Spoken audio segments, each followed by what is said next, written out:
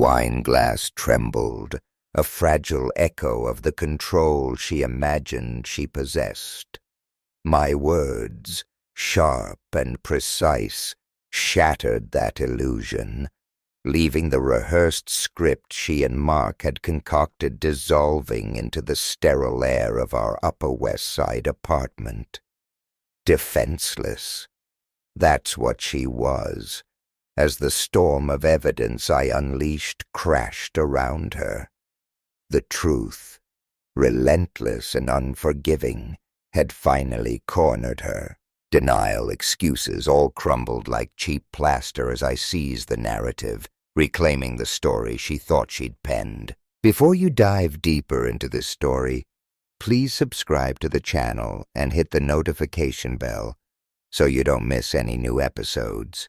10 years, a decade etched in shared dreams and unwavering, or so I thought, devotion.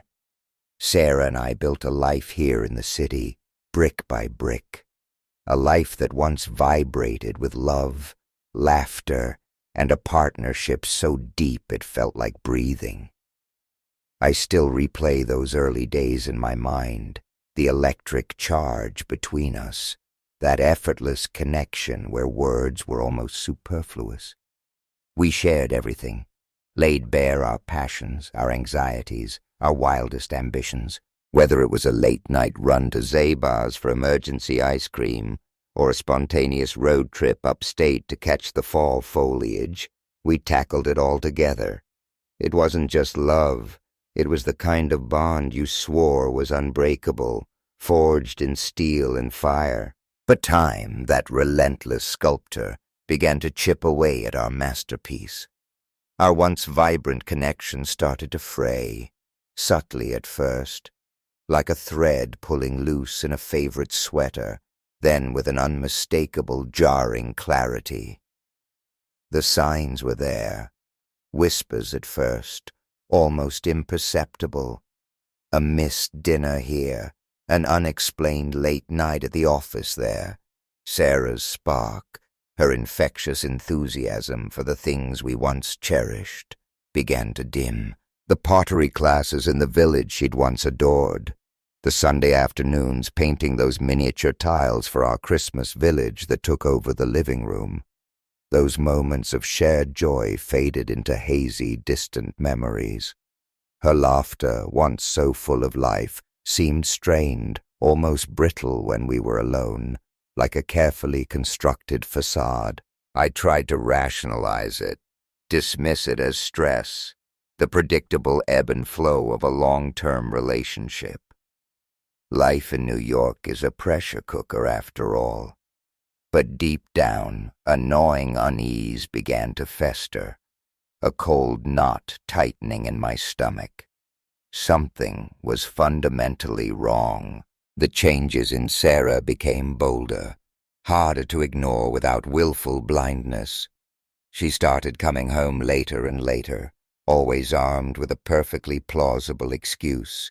Work deadlines, a sudden team meeting that dragged on, the ever-present specter of New York traffic. Her wardrobe underwent a startling transformation.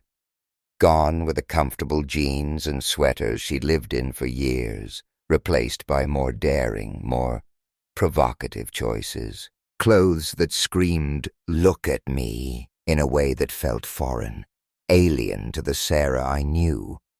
I desperately wanted to believe she was simply embracing a newfound confidence, a rediscovery of self.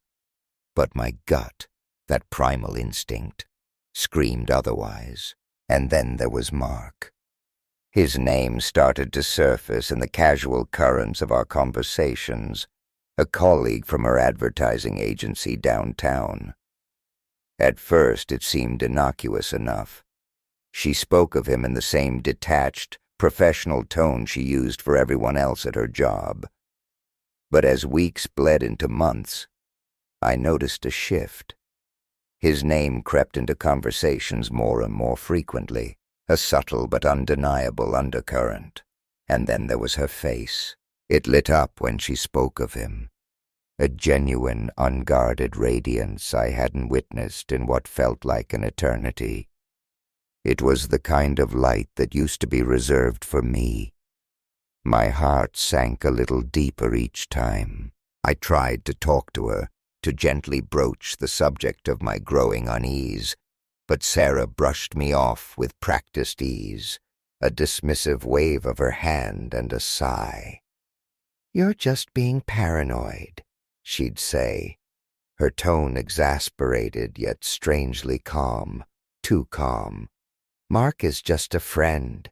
Don't let your insecurities ruin what we have."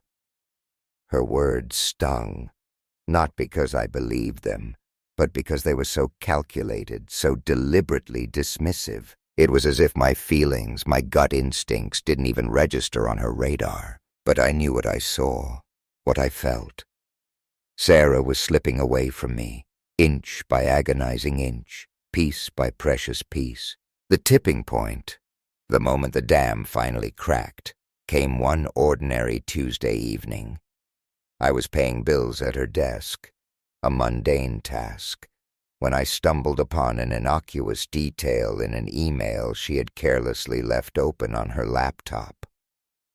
The words themselves weren't overtly incriminating, just a few lines about a project deadline, but the tone, the undercurrent of intimacy that pulsed beneath the surface of the professional jargon, was unmistakable. It was far beyond what any professional correspondence should be, a warmth that radiated off the screen and slapped me in the face. That was when the gnawing feeling became a certainty. I could no longer bury my head in the sand. I needed answers, and I needed the truth, however brutal it might be. Driven by a volatile cocktail of heartbreak and a steely resolve, I found myself sitting in the dimly lit, discreet office of Jack Sloan, private investigator, in a nondescript building in Midtown. It felt like a last resort, a step I never imagined taking, a betrayal of sorts in itself. Yet, as I recounted my suspicions to him, the tangled web of anxieties and observations, I felt a strange, unsettling mix of dread and a perverse sense of relief. If Sarah truly was betraying me, shattering the life we'd built, at least I'd finally have proof. A part of me, a foolish, stubborn part, still clung to a sliver of hope, desperate to believe that the woman I had loved so fiercely, so deeply for a decade, wouldn't be capable of such profound deceit. The report from Jack Sloan arrived a week later, delivered in a sealed manila envelope, landing on my doormat like a ticking time bomb. It painted a vivid, undeniable portrait of the relationship between Sarah and Mark. It was brutally clear. Their bond had long ago transgressed the boundaries of mere professional friendship. The evidence, meticulously collected through discreet observation, clandestine photographs, and a chilling summary of intercepted digital messages, left absolutely no room for doubt, no loophole for wishful thinking. Their connection was undeniably intimate, their actions deliberate, and their intentions devastatingly unmistakable. From the outset, their interactions exuded an intimacy that couldn't be explained away as platonic camaraderie. Photographs, taken with a long lens from across crowded midtown streets and dimly lit cafes, showed them sitting impossibly close during lunch breaks, snatched from the frantic pace of their workday. Hands brushing in fleeting but deliberate gestures, lingering just a fraction of a second too long. Sarah, once so reserved, so guarded in public displays of affection, was captured laughing with Mark in a way that radiated more than casual camaraderie. It was a genuine, unguarded joy, the kind I hadn't seen directed at me in years, One image in particular seared itself into my memory. Mark, leaning in close, his hand gently reaching up to tuck a stray strand of hair behind Sarah's ear as they sat at an outdoor table in Bryant Park. It was a small, almost insignificant act to an untrained observer, a gesture easily missed in the bustling city backdrop, but the tenderness it conveyed, the casual intimacy of it, was undeniable. These subtle gestures, easily dismissed individually, spoke volumes when pieced together, painting a damning picture of the true nature of their relationship. In his summary, Sloane meticulously detailed the content of their private messages, extracted from Sarah's unsecured cloud account. While Sarah had carefully avoided explicit declarations of love in writing, the tone of their exchanges was deeply personal, intensely revealing. Mark frequently showered her with compliments that went far beyond professional admiration, praising not just her intelligence and sharp wit, but her smile, her presence, the way she lit up a room. Sarah, in turn, confided in him, opened up about feelings of dissatisfaction, a gnawing loneliness within our marriage. The messages weren't just flirtatious, they were confessional. Mark had become her confidant, the person she trusted with her innermost thoughts, her vulnerabilities, a role that should have been, by right and by vow, reserved exclusively for her husband. Even more damning, chillingly so, were their meticulously laid plans to meet outside of the sterile confines of the office. Mark had suggested a romantic dinner at a secluded Italian restaurant in the West Village, followed by an evening of dancing at a dimly lit jazz club downtown. Sarah's initial hesitation flickered in the early messages, a ghost of guilt, perhaps, but Mark's persistence was relentless, equally evident. He skillfully assured her that their time together wasn't a betrayal, but a necessary step toward her self-discovery, a journey she deserved to embark on. His words were carefully crafted, manipulative in their subtle brilliance, designed to soothe her burgeoning guilt, while simultaneously pulling her deeper into his seductive orbit. Mark's manipulation became increasingly apparent in the insidious way he framed their burgeoning relationship, not as a problem, a source of pain and betrayal, but as a solution, a path to happiness. He convinced Sarah that their bond, this illicit connection, could somehow reignite her dormant passions, paradoxically even improve our failing marriage. Sometimes, he wrote in one particularly insidious message, stepping away is the only way to truly see what you have. He even planted the audacious idea that I, her husband, might ultimately accept the affair, even condone it, if it made her happier, if it brought back the spark he claimed I had extinguished. Mark's rhetoric was masterful, manipulative, and chillingly effective, preying on Sarah's insecurities, her vulnerabilities, while expertly masking his own selfish motives. The crescendo of their audacious plans, the point where the betrayal became breathtaking in its scope, came when Mark proposed a night away, a stolen interlude while his wife was conveniently out of town on a business trip.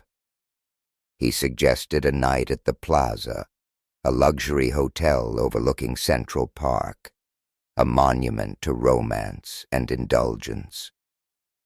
The intercepted messages revealed their mutual excitement, a giddy anticipation, but also their calculated plotting, the web of lies they were weaving. Sarah initially debated a flimsy alibi, suggesting a fabricated girls' weekend to explain her absence. Mark swiftly dismissed this idea as too risky, too easily unraveled. Instead, he urged her to simply tell me the truth, to confront me with their connection. "He'll come around," Mark insisted, his arrogance astounding.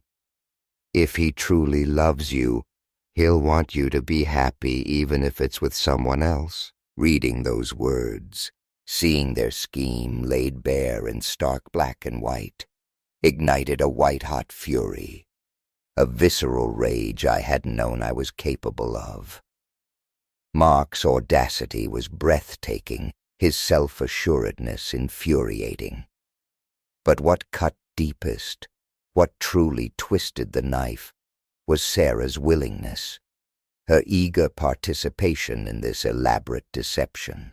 She seemed to genuinely believe, or had allowed herself to be convinced, that I would simply acquiesce, that I would silently endure her betrayal, swallow my pride, and accept this twisted new reality just to keep her, to cling to the remnants of our shattered life. The sheer audacity of their scheme, to frame this blatant affair as some kind of misguided intervention aimed at normalizing their betrayal, was beyond comprehension. The conflicting emotions warred within me, a chaotic battlefield of heartbreak and rage. On one hand, a fleeting, almost perverse sense of relief washed over me, knowing that, according to the report, Sarah and Mark hadn't yet crossed the final, irreversible boundary of physical intimacy. But that fragile solace was quickly and brutally overshadowed by the crushing, suffocating weight of her emotional betrayal, emotional infidelity, I realized with a sickening lurch in my stomach. In many ways felt even more devastating, more profoundly damaging than a purely physical transgression. Sarah had given parts of herself, the most intimate, vulnerable parts, her thoughts, her dreams, her anxieties, her very soul, to another man. That realization hollowed me out, leaving behind a raw, seething anger, a gaping void where trust and love had once resided. I oscillated wildly between paralyzing heartbreak and incandescent rage. Memories of our early years together, those halcyon days of effortless joy and connection, flashed before me in relentless, agonizing succession. The long walks through Central Park, the shared laughter echoing in the aisles of the Union Square Green Market, the quiet nights spent curled up on the couch, painting those ridiculous Christmas village houses until our sides ached with laughter. How had we gone from that vibrant, unbreakable bond to this desolate wasteland of lies and deceit? I wanted to scream, to lash out, to confront Sarah immediately, to rip into her with the full force of my pain and anger. But I knew, even in my emotional turmoil, that would be playing directly into their hands, fulfilling their twisted narrative of me as the unreasonable, possessive husband.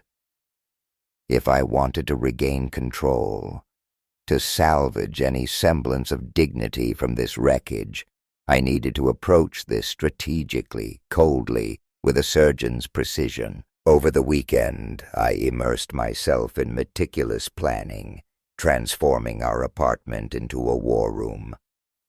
I replayed every possible scenario of the impending confrontation in my mind, anticipating Sarah's carefully rehearsed reactions, crafting my own responses, sharp and unyielding. The goal wasn't just to expose her deceit, to publicly shame her, but to ensure she couldn't manipulate the narrative, couldn't twist the truth to her advantage. She and Mark had rehearsed their intervention, their carefully constructed performance, but they hadn't accounted for the depth of my resolve, the cold, unyielding steel that had hardened in my heart. To begin with, I decided to stage the confrontation in a controlled environment, our own apartment. It was a space I knew intimately, a place where I felt grounded, a stark contrast to the emotional chaos brewing within me. I meticulously set the scene, creating a deliberate juxtaposition of calm against the impending storm. A bottle of her favorite Sauvignon Blanc, chilling in the refrigerator, ready but untouched. 2 crystal wine glasses, arranged neatly on the coffee table, gleaming under the soft lighting. The setup was deliberate, a visual lie of domestic tranquility masking the emotional landmine about to detonate. I prepared the evidence, meticulously organizing the investigator's report, printing crisp, clean copies of key sections, highlighting damning passages in yellow marker, ensuring there would be absolutely no room for misinterpretation, no wiggle room for her to twist the truth. I rehearsed my opening lines, my delivery, ensuring my tone would remain calm, measured, but unyielding. There would be no yelling, no dramatic outbursts, no uncontrolled displays of emotion. I wanted Sarah to feel the full, crushing weight of her actions through my composure, to see, finally, that I wasn't the naive, passive husband she had so readily underestimated. Finally, and perhaps most crucially, I decided to preempt her carefully planned speech, to seize control of the conversation from the very first word. Sarah, I knew, expected to lead, to frame her betrayal as some misguided attempt to fix our marriage, to paint herself as the victim of my emotional neglect. But I had no intention of letting her dictate the terms of this final act. My opening line, I decided, would be simple, direct, and devastatingly effective. I want a divorce. It would strip away her carefully constructed illusion of control from the outset, forcing her to immediately grapple with the real, tangible consequences of her choices, leaving no room for pre-rehearsed justifications or manipulative narratives. By Monday morning, my plan was complete, meticulously crafted and chillingly precise. But the waiting was excruciating, each tick of the clock an agonizing countdown. The air in the apartment felt thick, heavy with unspoken words, pregnant with the weight of what was to come. When Sarah called during lunch, her voice light, almost carefree, to confirm she'd be home early that evening, "There's something important I need to talk to you about," she said, a hint of nervous excitement bubbling beneath the surface. I couldn't help but marvel at her audacity, her unwavering belief that she could still orchestrate this conversation, that she could still control the narrative even at this late hour. "That's perfect," I replied evenly, my voice betraying nothing of the turmoil raging within. "I have something important to discuss with you, too." The silence on the other end of the line was palpable, stretched taut, almost vibrating with unspoken tension. I could almost hear her mental gears grinding, her mind racing, trying to discern the hidden meaning behind my deceptively calm words, searching for a crack in my facade. Finally, after a beat too long, she replied, her voice slightly less assured. "All right then, I'll see you tonight." As I hung up the phone, a strange, unsettling sense of calm washed over me. The pieces were in place. The stage was meticulously set. Whatever happened that evening, whatever emotional fireworks erupted, it would be on my terms. I had allowed Sarah and Mark to write the first chapters of this agonizing story, to dictate the narrative of betrayal and deceit. But now, finally, it was my turn to seize the pen, to take control of the final, devastating chapter. The kitchen was bathed in the soft golden light of early evening. the kind of light that usually painted our apartment in hues of warmth and tranquility, setting the stage for a quiet, peaceful evening at home. A bottle of chilled Sauvignon Blanc sat on the coffee table, beads of condensation slowly tracing paths down its elegant curves. Next to it, two perfectly polished crystal glasses gleamed under the soft lamplight. Everything about the carefully arranged scene suggested domestic tranquility, a serene tableau of marital harmony. But it was all a carefully constructed illusion, a stage set for the emotional tempest about to violently erupt. The faint hum of the refrigerator filled the strained silence as I waited, each passing second amplifying the coiled tension in my chest, tightening it like a wound spring. Then I heard it, the familiar sound of Sarah's car pulling into the driveway below, followed by the low creak of the garage door opening and closing. Moments later, her heels clicked rhythmically against the tiled floor of the hallway, drawing closer, each tap echoing the frantic beat of my own heart. The apartment door swung open, and she stepped inside, her keys jingling as she tossed them onto the entryway console, a gesture so routine, so utterly normal, it felt surreal. "Hi, honey," she said, her tone light, almost artificially cheerful, though a subtle undercurrent of hesitancy, of forced brightness, betrayed her carefully constructed facade. "Welcome home," I replied, my voice calm, measured, betraying none of the emotional earthquake threatening to erupt within me. I gestured towards the meticulously arranged coffee table, the wine, the glasses. "I thought we could talk." Sarah hesitated, her smile faltering, just for a fleeting moment, as her eyes darted to the staged scene, the wine, the glasses, my unnervingly composed demeanor. She hadn't expected this carefully orchestrated calm, this unsettling pre-preparedness. A flicker of uncertainty, a hint of panic, flashed across her expression, but she swiftly masked it, slipping back into the practiced role she had so carefully rehearsed. "Of course," she said, moving towards the sofa, settling down across from me, her movements a touch too deliberate, too controlled. The first few moments stretched out, thick with an uneasy, suffocating silence. I poured the wine carefully, deliberately, handing her a glass. She took a tentative sip, her fingers gripping the stem tightly, knuckles white. "I actually wanted to talk to you too," she began, her tone overly casual, too studiedly nonchalant. "There's something I think we need to address." "Go ahead," I said, leaning back slightly, my demeanor deliberately inviting, yet unsettlingly controlled, throwing her off balance before she even began. Sarah took a deep breath, her eyes momentarily avoiding mine, flitting around the room as if searching for an escape route. "I've been thinking a lot about us lately," she started, her voice steady, almost rehearsed, but laced with a nervous undertone that betrayed her practiced composure. "About our marriage, and ways we might be able to strengthen it."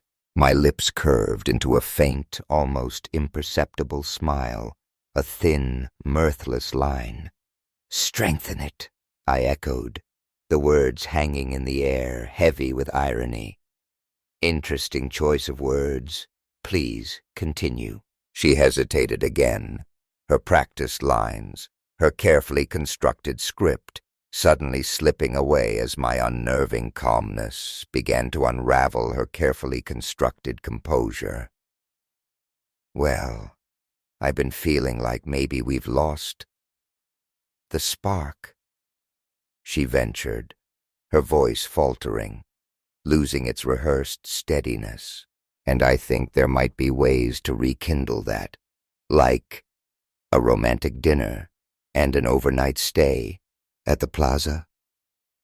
I finished the sentence for her, my tone cutting, sharp as shattered glass, yet still eerily composed.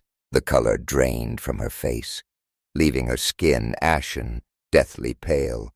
Her hand, still holding the wineglass, froze mid-motion, trembling visibly. What are you talking about?" she stammered, her voice breaking, the carefully constructed facade finally cracking under the weight of my knowing gaze. I leaned forward, the fabricated calm finally dissolving, replaced by a cold, unwavering anger.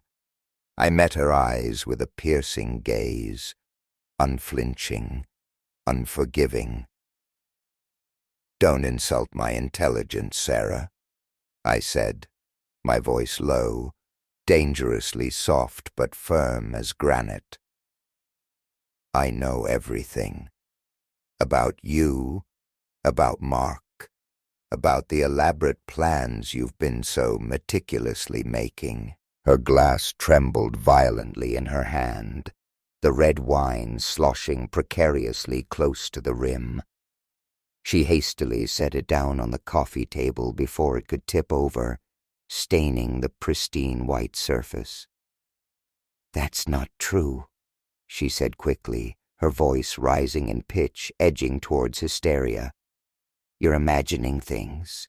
"Enough," I interrupted sharply, the single word slicing through her flimsy denial like a razor blade. I reached into the folder beside me, the manila envelope containing the damning report, and slid a series of photographs across the table towards her, scattering them like fallen leaves.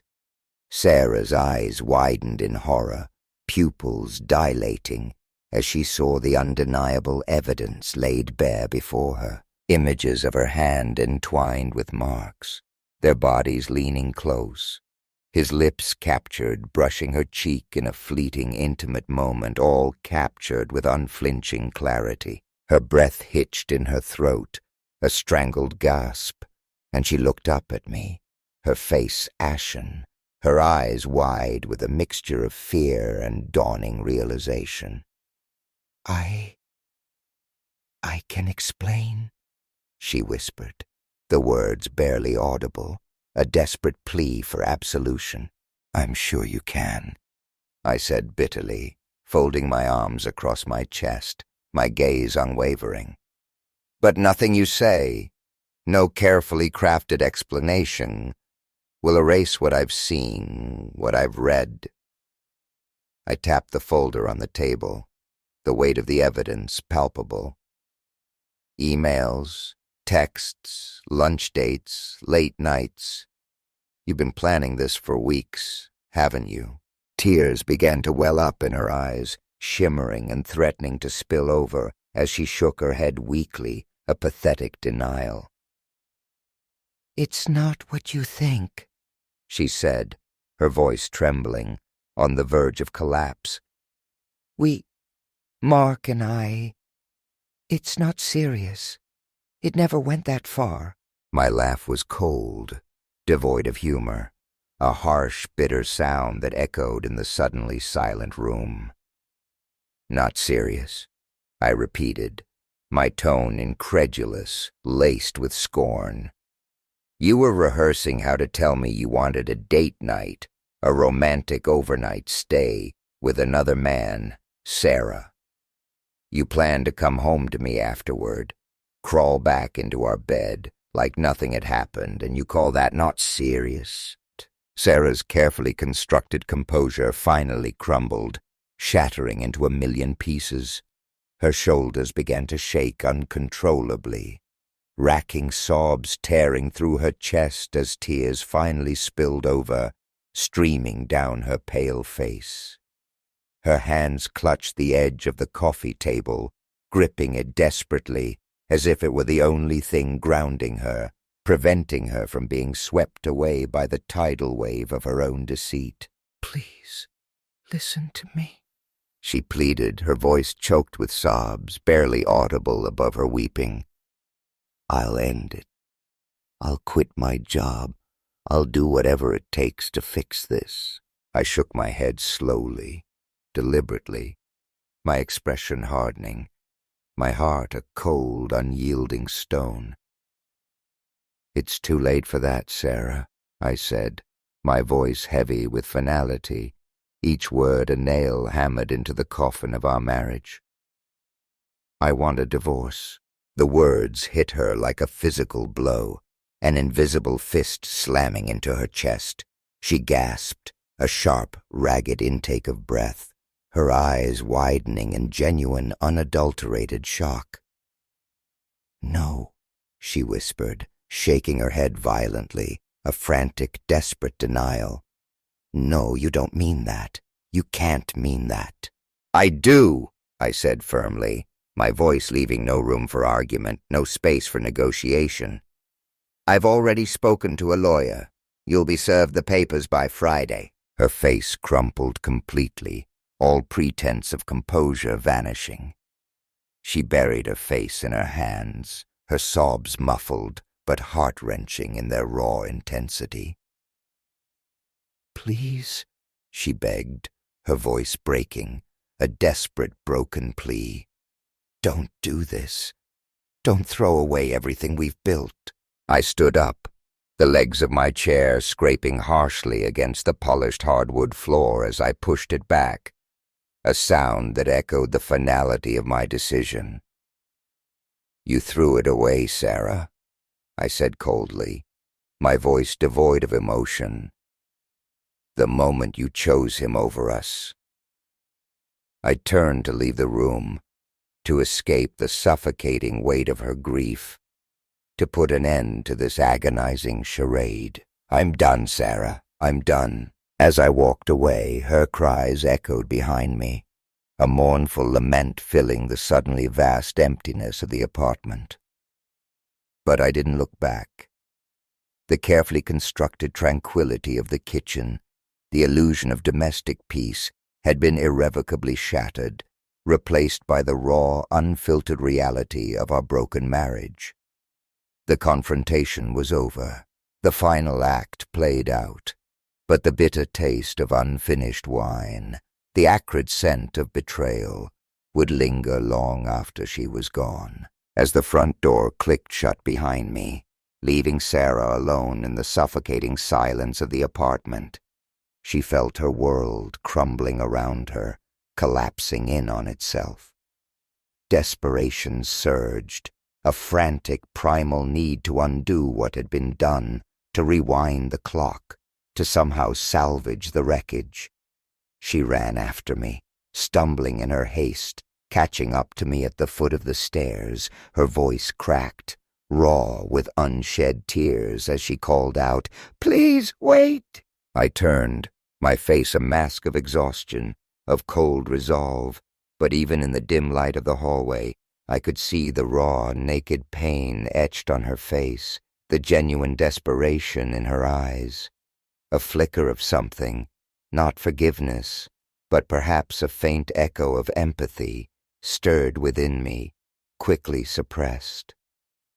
"Please, let me explain," she pleaded, her hands clasped tightly in front of her, trembling, as though trying to physically hold the shattered pieces of herself together. I swear. It wasn't physical. It never got that far. I know. I betrayed your trust. I know I did.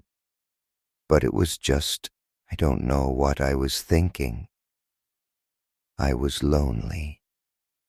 I felt disconnected from you, from us. Her voice wavered, cracked again, and tears streamed down her face, unchecked, unbidden. Mark made me feel noticed, like I mattered again. But it was a mistake, all of it. I see that now. I never stopped loving you. I swear. I stood motionless, rooted to the spot, Her words, despite myself, cutting deeper than I wanted to admit, slicing through the carefully constructed armor of my anger. The mention of love felt hollow, almost mocking in its blatant hypocrisy. Yet her raw vulnerability, the naked pain in her eyes, forced me to pause, to at least acknowledge the sincerity of her remorse, however belated. Her words didn't excuse her actions, couldn't erase the betrayal, but they did illuminate the cracks that had been forming in our foundation long before Mark had even entered the picture. For a fleeting moment, against my better judgment, I let my mind drift back to the past, to the early days of our marriage, to the incandescent love we had once shared. I remembered the effortless joy, the unspoken understanding, the feeling that we were the only two people in the world. Long walks in Riverside Park, laughter echoing through the crowded aisles of Fairway, quiet evenings spent curled up on the couch, painting those ridiculous Christmas village houses together. Back then, even the simplest moments, the most mundane activities, had felt extraordinary, imbued with magic, simply because we were together. But time, relentless and unforgiving, had worn away at that magic, eroded the once unbreakable bond.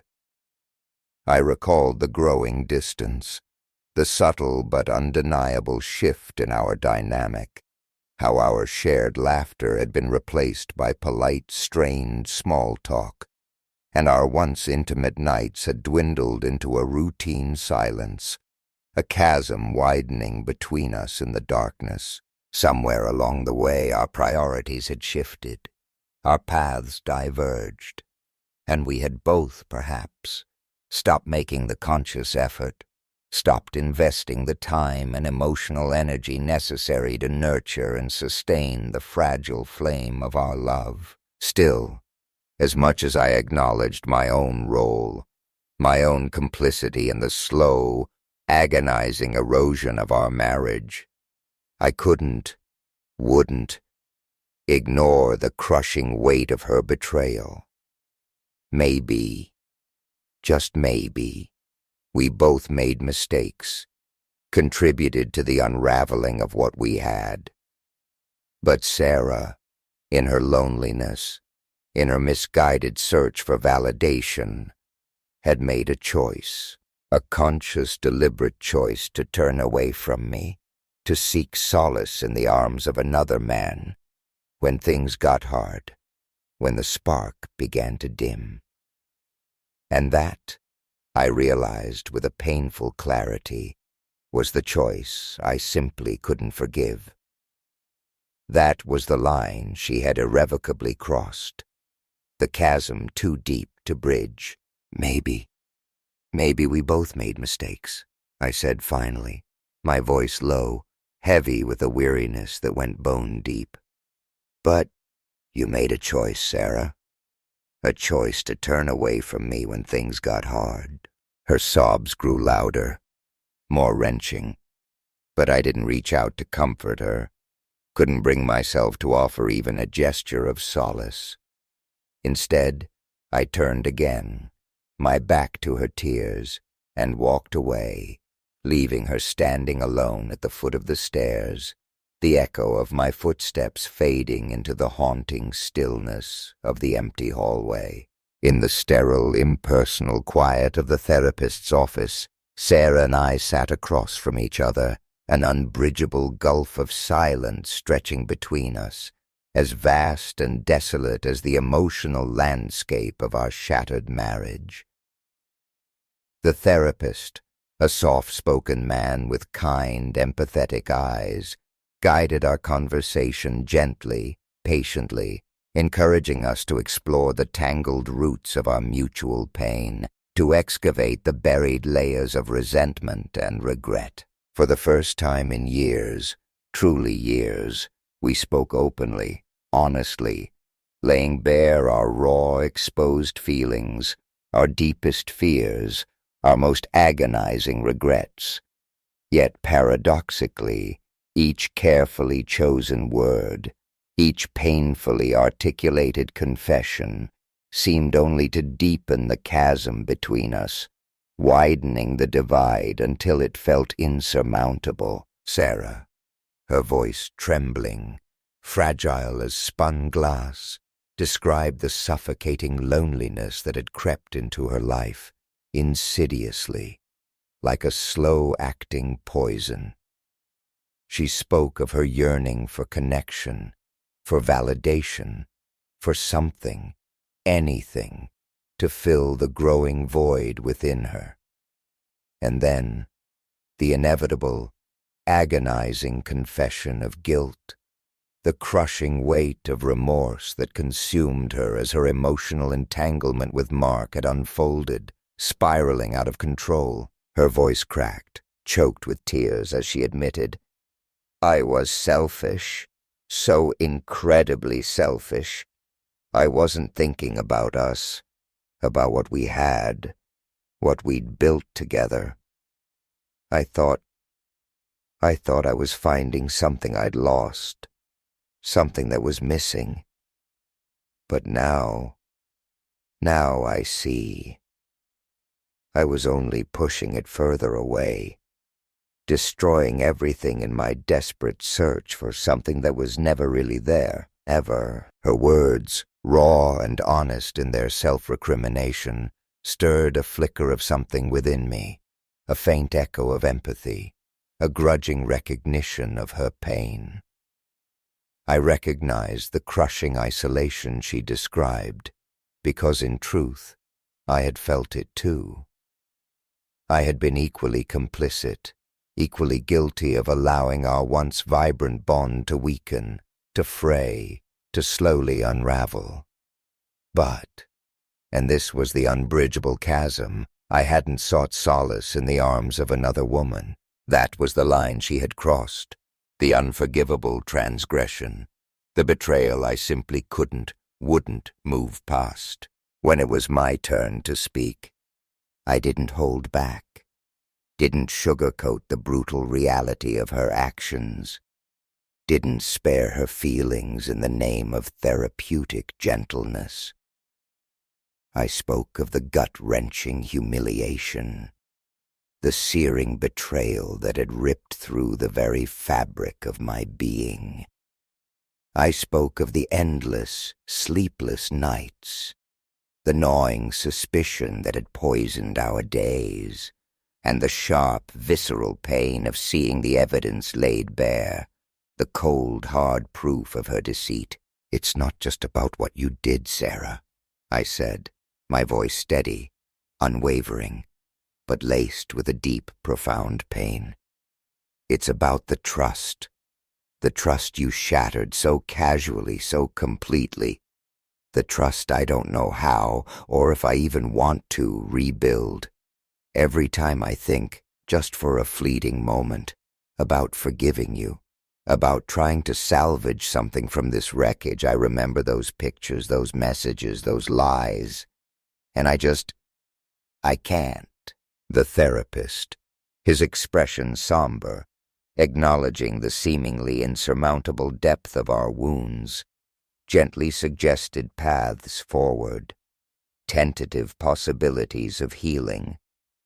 Rebuilding trust, he offered, through radical honesty, unwavering commitment, and an almost superhuman patience.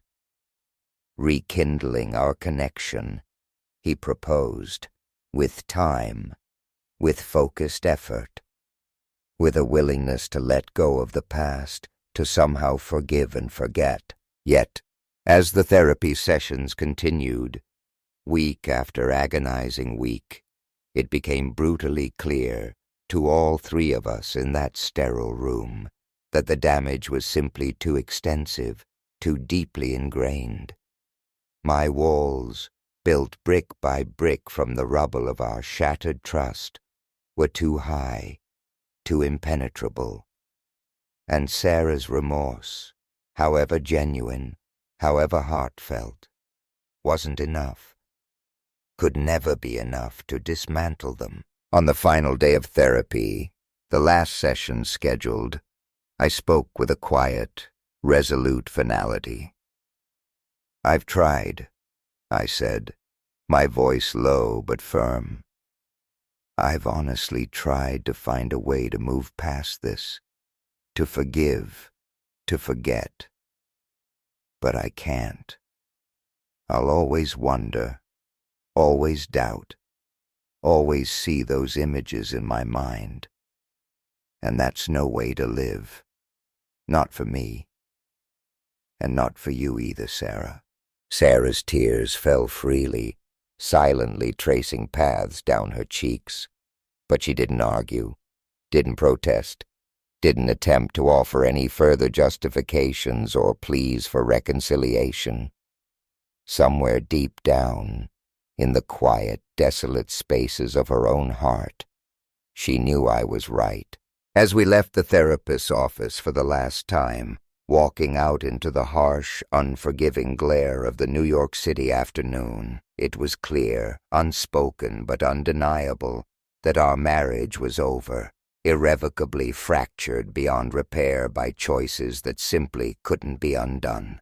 The legal proceedings that followed were as cold and transactional, as devoid of emotion, as the emotional wreckage that had preceded them. Sitting across from Sarah in the sterile confines of the mediator's office, the fluorescent lights buzzing overhead, I couldn't help but feel a bitter, profound sense of finality. This wasn't the life we had envisioned, the future we had so naively imagined a decade ago, when we stood before family and friends in Central Park, bathed in the golden light of a perfect autumn afternoon, and pledged forever to one another. Now, forever had come to an unceremonious, ignominious end, boiled down to numbers on a spreadsheet, legal jargon in dense documents, and the cold, impersonal finality of signatures on a dotted line. The mediator, a brisk, efficient woman with a no-nonsense demeanor, began by outlining the division of assets, the cold, hard dissection of our shared life. Our apartment, once filled with the echoes of laughter and the comforting rhythm of shared dreams, was to be sold, the proceeds to be divided, not equitably, not evenly, but according to the brutal calculus of legal precedent and moral culpability. Sarah's emotional infidelity, though technically not physical, carried significant weight in the proceedings, a silent indictment hanging heavy in the air. The meticulously documented evidence provided by Jack Sloan, the private investigator, painted a clear, damning picture of her betrayal, a narrative corroborated by her own tearful admission during therapy. This confluence of evidence tipped the scales decisively in my favor. Sarah's share of the marital assets, the tangible remnants of our decade together, was significantly diminished as a direct consequence of her actions. She was to receive less than half of the proceeds from the sale of the apartment, a bitter financial penalty for her infidelity. The larger share of the sale, along with the lion's share of our savings, would rightfully go to me, a small measure of justice in the face of profound emotional damage. The mediator's pronouncements were met with a resigned silence from Sarah, a quiet acceptance that spoke volumes of her understanding of the gravity of her mistakes. She had no room to protest, no legal leg to stand on, no moral ground to claim. She understood, finally, the far-reaching consequences of her choices. The cars, too, were divided with a similar merciless logic. I retained the newer vehicle, a practical sedan I had been paying for independently for the past 2 years, while Sarah was left with the older model, a dented, unreliable hatchback that mirrored the battered state of her own life. It was a stark, almost cruel representation of how our once shared life, our intertwined finances, our mutual possessions, had been meticulously dismantled piece by painful piece into separate, unequal parts. Meanwhile, Mark's situation, the catalyst for so much pain and destruction, had taken its own ironic, darkly comedic turn. His wife, it turned out, had also harbored suspicions, had also hired a private investigator of her own. Once she had the irrefutable evidence of his emotional affair with Sarah laid out in stark black and white in a similarly damning report. She acted swiftly, decisively, and with a ruthless efficiency that mirrored my own. Their divorce was swift, brutal, and utterly uncompromising, leaving Mark with even fewer resources, even less financial security than Sarah. But the bitter irony didn't end there. Despite his honeyed promises, his whispered assurances of a shared future, his manipulative rhetoric of self-discovery and newfound happiness, Mark showed absolutely no intention of committing to Sarah once his own marriage had imploded. When Sarah, reeling from the double blow of divorce and financial ruin, attempted to reach out to him, seeking solace, seeking some semblance of comfort in the arms of the man for whom she had so carelessly jeopardized her marriage, she was met with a cold, bewildering detachment. Mark, it turned out, had already moved on, his fickle affections already redirected, his manipulative charm now focused on a younger, more pliable woman he had met through work, a fresh victim for his predatory desires. His emotional manipulation, once cloaked in words of affection and understanding, had been brutally exposed for what it truly was: self-serving opportunism, a selfish pursuit of pleasure with no regard for the devastation left in its wake. By the end of it all, Sarah was left utterly isolated, adrift in the wreckage of her own making, her life in disarray, her future uncertain. She had lost her marriage, her home, her financial security, and, most devastatingly, the man she had foolishly believed would offer her a new beginning, a brighter future. The crushing weight of the consequences of her choices settled upon her, a heavy, suffocating burden, leaving her to confront the vast emptiness she had so carelessly created. I, meanwhile, found a strange, unexpected sense of closure amidst the pain. Though the entire process had been agonizing, emotionally draining, it marked a definitive turning point, a clean break from the past, a chance to rebuild, to start anew, without the suffocating shadow of betrayal looming overhead. As the final legal papers were signed, as the ink dried on the document that officially severed our lives, I walked away, resolute in my decision to leave the past behind, to close the chapter on our shared history, for both of us. The legal proceedings, though painful and necessary, were ultimately more than just a division of assets, a cold financial transaction. They were the closing chapter of a life we could never reclaim, a relationship irrevocably damaged beyond repair. The divorce, though emotionally wrenching, marked the beginning of a new chapter for me, a liberation from the suffocating weight of betrayal and distrust, freed from the constant tension, the gnawing suspicion. I embraced my newfound independence with a quiet sense of purpose, a cautious optimism for the future. The mornings no longer began with a knot of anxiety in my stomach, the lingering taste of suspicion in my mouth. Instead, they unfolded slowly, peacefully, filled with quiet moments of reflection, of gratitude for the simple things.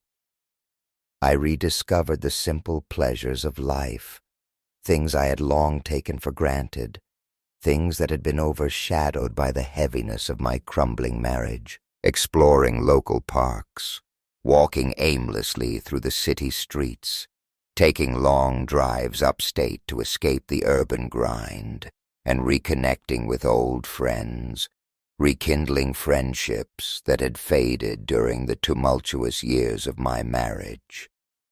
These activities, once mundane, now became sources of joy, of renewal, of quiet contentment. As weeks turned into months, unexpected opportunities for growth began to emerge, subtle shifts in perspective, nascent possibilities on the horizon.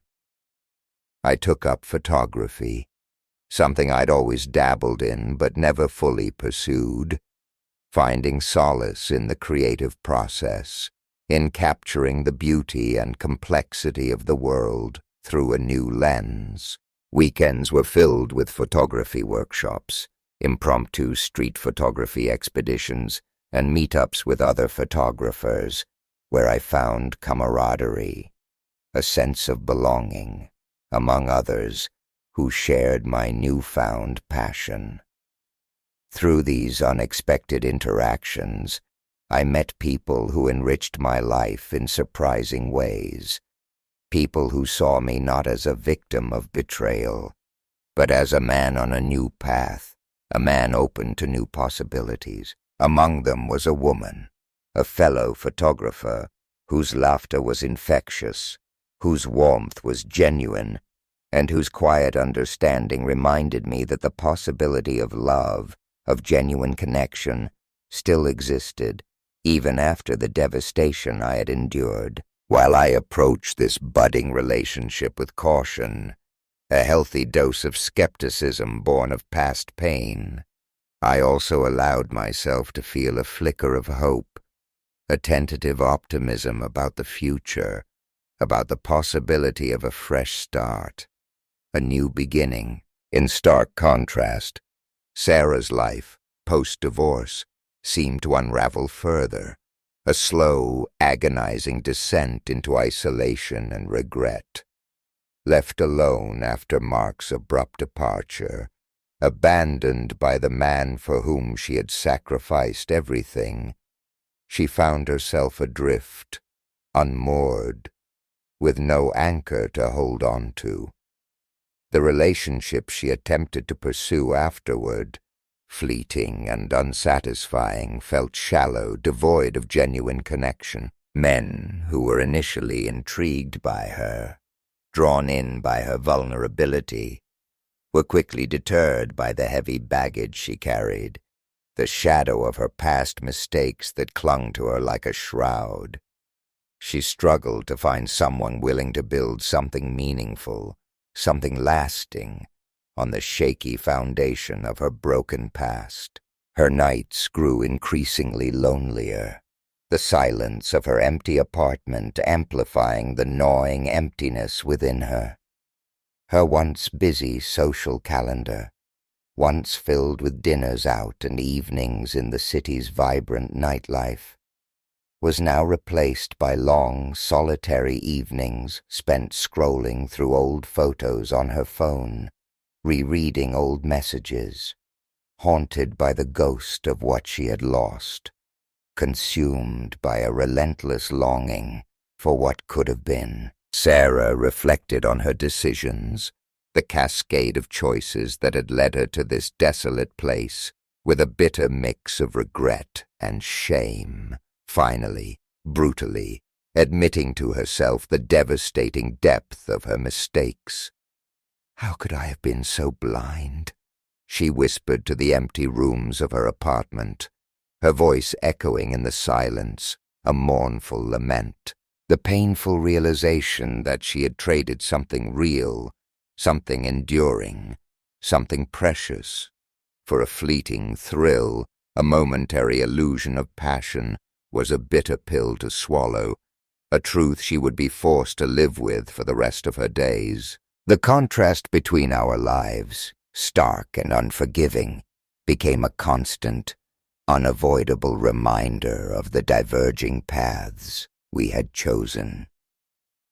While I thrived, slowly but surely forging a new path filled with promise, with the potential for joy and genuine connection, Sarah remained trapped in the suffocating consequences of her actions, her efforts to rebuild her life consistently hindered by her inability to fully forgive herself, to truly let go of the past. She remained caught in a self-perpetuating cycle of self-doubt, of longing for the stability, the security, the unwavering love she had so carelessly thrown away. As the story drew to a close, as the final chapter of our shared narrative was written, the message became starkly clear, unavoidable in its brutal simplicity.